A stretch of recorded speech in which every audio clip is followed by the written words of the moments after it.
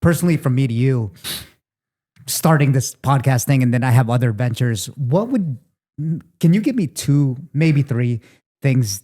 I know you talked about the never say die attitude. That's definitely something that even persistence is a big one.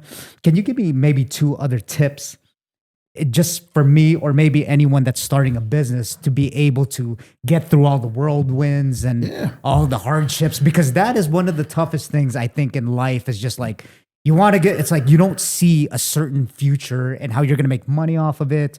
You got to live somehow. How do you get through those whirlwinds, man? How do you get through those storms? A couple things, always have a big picture of what it is you see, and that picture can change. That picture can shift. That picture can be what you think it is now. It might be different in a year because something happens good, bad, and different, and shifts that picture. Have a big picture, but do not ever let the big picture become too big, too overwhelming. Like, I have grandiose ideas and things that I want in my life, but I don't let it drive me crazy. I don't let it, like I said, stick me in a point. Well, how am I going to get this and freeze myself so I don't end up doing it? You're right. I have a goal. Like, hell, I have an idea in my head. Someday I'm going to have a house with a bowling alley in it. I don't know if I'm actually going to have that, but I think that if I put it out there long enough, and I'm, some shit, who knows? It's just something stupid. That's not something I need, but have the idea of what you want and make sure that you're doing something every day to achieve that closer, but also don't let it overwhelm you. And with my fighters, sometimes I have, like, if you want to be a world champion, okay, well, there's a lot that goes in that. That's the big picture. Yep. But you also, sometimes we have to shrink that big picture down and focus on the one thing that one path that opens the door to the next door to get to the big picture. Right. Don't make the big picture too big. Don't let it overwhelm you, but start moving towards, what you want to achieve. Because you psych yourself Yeah. out. Like, you've got to, and be honest with yourself. A lot of people, like me, saying, I want a bowling alley. Well, I don't know that I'll ever actually have a bowling alley in my house, but it'd be cool. And one day I might go, shit, this is, I thought this was going to, And so I put those things out there, but it's also not, I'm never going to be depressed if I don't get a bowling alley. I'm fine. Like I said, if I don't move forward anywhere where I'm at in life right now, I've made it. I'm good. Right. I'm good. I love it. But if I have bigger ideas and bigger things that I think I will, I know I will. Yeah. And just be honest of what it is you really want. As people, we have a great tendency to be able to bullshit ourselves and lie to ourselves. Be honest of what you want. If you want to be famous, then do what it takes to be famous. If you want to be rich, do what it takes to be rich. If you want to be Instagram popular, or you want to do it to get chicks, you want to do it, whatever. Just be honest with yourself and use that thing to motivate. So many people were like, you get, oh, well, I'm doing this for my family and for signaling, for this. And it's like, stop. Just you want to be something, that you're lying to yourself, or you're trying to sound whatever. Just be honest with what you want, and that'll help you get there a lot quicker, because a lot of people get their wires crossed and confused. Sure. Tell my fighters all the time, hey, and I always go back to this because it's a simple way. If you want to make money, great. If you want to get chicks or dudes, great. If you want to have millions of followers on Instagram, great. Well, guess what? All that takes is, if you're a fighter, you need to win fights. You want to get chicks? Great. Chicks like winners. You want to make money? You got to win fights. Sure. That's how you make money. You want to get popular on Instagram? Win fights. That's people are going to want to watch you, and they're going to follow you. Whatever it is, and then do whatever you have to do to make, guess what? What do I do? What do I have to do to win fights? And that's where you start. And that's, and just, like I said, point yourself in the right direction. Be honest. Thank you for that advice, Coach, because I needed, I watch a lot of the coaching and stuff like that, but hearing it from someone in real life that's actually here. I mean, thank you for your time, by the way. I still can't believe you're here. This is great advice. Before we end it, Coach, I know I want to be respectful of your time. I know you got, you're good.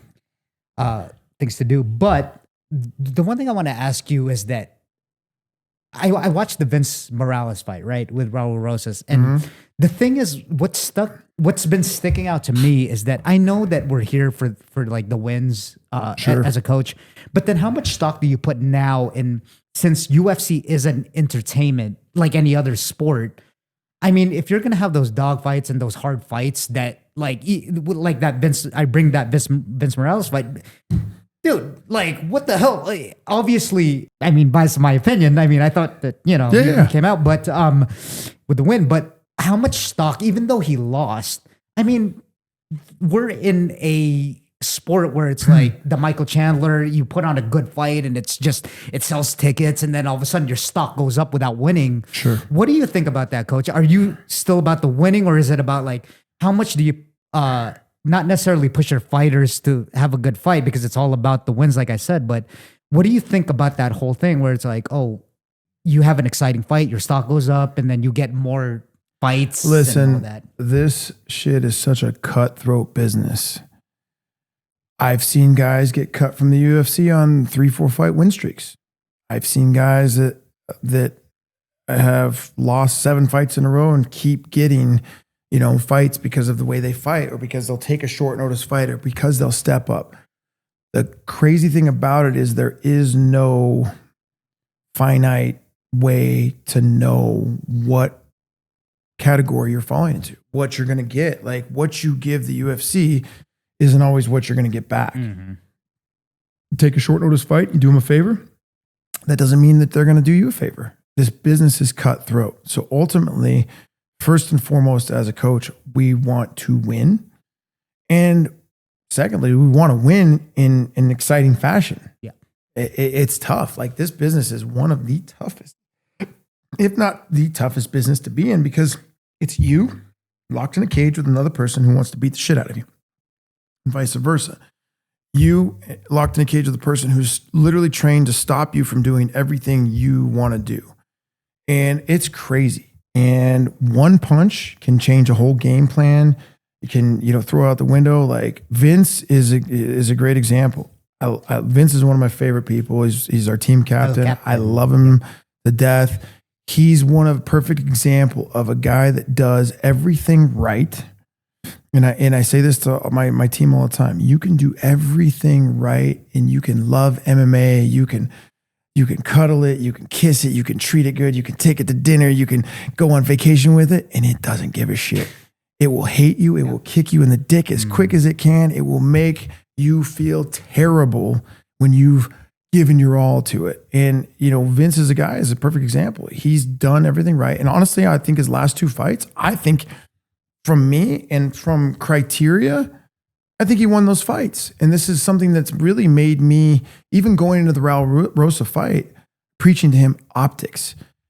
Optically, it's not about we think we won the fight. It's not about how close we got to winning the fight. It's not only, at this level, it's very hard to finish fights, but we have to convince those 3 people that are sitting next to the cage that we won the fight. And guess what? A lot of times, those 3 people don't know what the hell they're looking at. They ain't never put an armbar on. They ain't never put a Darce choke on. They don't even know what fucking Darce choke is. Topic, yeah. And so, like, it drives me crazy that the criteria shifts. There is a criteria in judging in MMA that is for everybody, universal. But who is actually the one implementing that criteria is who I have a problem with. And it's gone through judging is like, you got people who have never been inside of a gym or been on a mat. Yeah. I always use the example of this is like, I love dogs. I have 2 little beautiful pugs at home, and I love them to death. And thank God, I think this year, the biggest dog show in the world, a pug won it. So that's awesome. There you go. So I would have been right this year. But I've had dogs my whole life. I pet them. They're furry. They're cute. They're this, they're that. But that doesn't fucking mean that I'm capable of going, you shouldn't put me in to the Westminster Dog Show and put me as a judge, because I'm gonna be like, I want the pug. Exactly. I like the pug. The pug he's the one winning it. Again, I would have won this year because he was the best dog. But I have no idea how to judge a dog show. I've seen dogs my whole life. I've been around them my whole life. That doesn't mean shit. And so it's kind of the same thing for a lot of the judges there. They've been around the sport. They've been around or seen or this, but they don't know what they're doing or talking, don't train. Come on. Yeah. And so optics. So going back to that is you have to not only win the fight, but you have to show people that you won the fight. Vince was closer to finishing the fight in the last 2 fights than either one of those guys was close. He had those guys in trouble. Almost finished multiple times. But optics. The first one, I think the one he lost before this, he got busted in the nose, had blood going down his nose, and optics looks like, okay, shit, we're losing the fight. He was going for chokes. He was on the bottom. people don't know. If you're on the bottom a lot of times, and maybe you're losing, even if you're almost choking somebody unconscious. Yeah. You know, so it really sucks. So the bottom line of the question, you got to win.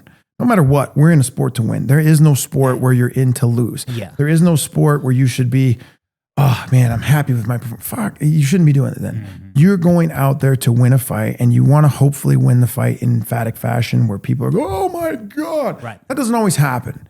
So we're training at the highest level with the highest and the best people. So you got to win however you win. And you got to let the chips fall how they may, and you hope for the best. And sometimes it is respected that you had a great fight and you went out there and fought your ass off and it was close. Sometimes it's not. You just do not know in this sport. You don't know what's happening next. Yeah. So the only way you can kind of dictate, the best way you can dictate is go out and win.